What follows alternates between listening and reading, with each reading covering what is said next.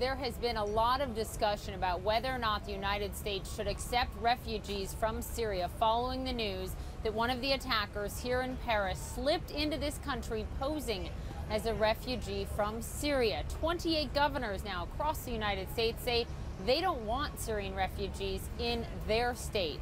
Richard Branson, the founder of Virgin Group, has been very vocal on this. He just posted an opinion piece about an hour ago on his blog, and it reads in part, quote, "Closing the gates, as not just U.S. governors, but also many European leaders are now proposing, will engender precisely the types of divisions that terror groups like ISIS seeks to exploit. The more we segregate, pigeonhole, and label, the more they gain, as it reinforces their twisted worldview and strengthens recruitment into their ranks." Richard Branson joins me now. Thank you for being with me, Richard.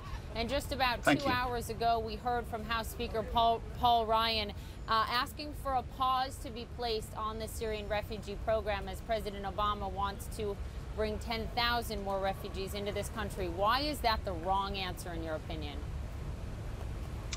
I think it's what ISIS would like to see happen.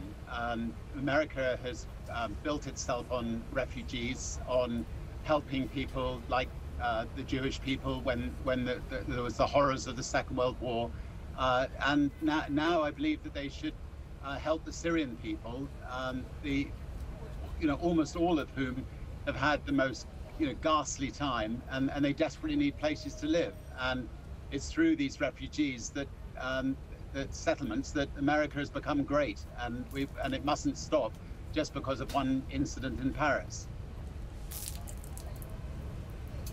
You're a European, and you call the UK home.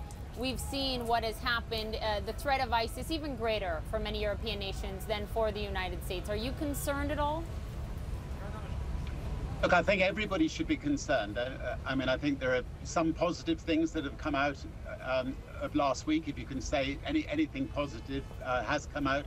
I think the fact that Russia and the rest of the West seem to be now working together, that's a positive.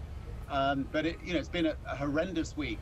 But it's all the more important, I think, in situations like this, that we treat the refugee people with decency, that we show that we're above this, and we don't pander to exactly what ISIS would like us to pander to, and that is to shut our borders. I think Germany has been wonderfully brave, and a lot of other countries have been wonderfully brave in letting people in.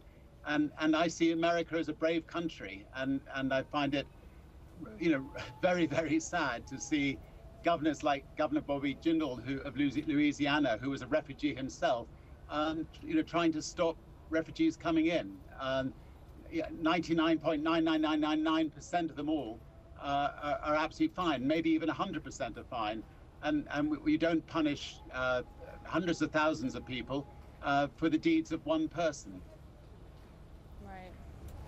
It's interesting you point up Governor Bobby Jindal, obviously, yes, the son of refugees. You point specifically in your opinion piece, Richard, to the city of Detroit and the new the mayor of Detroit, and who now differs on this from, by the way, the governor of Michigan, Rick Snyder. Talk about Detroit specifically as an example that you see hope in. Well, Detroit, I mean, I met the mayor in Detroit, and he would like to take in as many refugees as he can to help build his city again. And these Syrian people, they're wonderful people, they're hardworking people, they're delightful people. They've been through hell and high water. It would be fantastic for Detroit to take them in.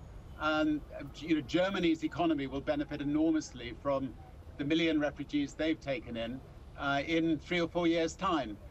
Detroit would benefit enormously if the governor of Detroit can be brave and let them in, and let them build the state. If somebody wants to get to America, they don't have to pretend to be a refugee. They can get on an airplane and they can pretend to be something else. You don't punish hundreds of thousands of people for the sake of maybe 1 or 2 people who most likely will be able to get to America anyway via Canada or in other ways.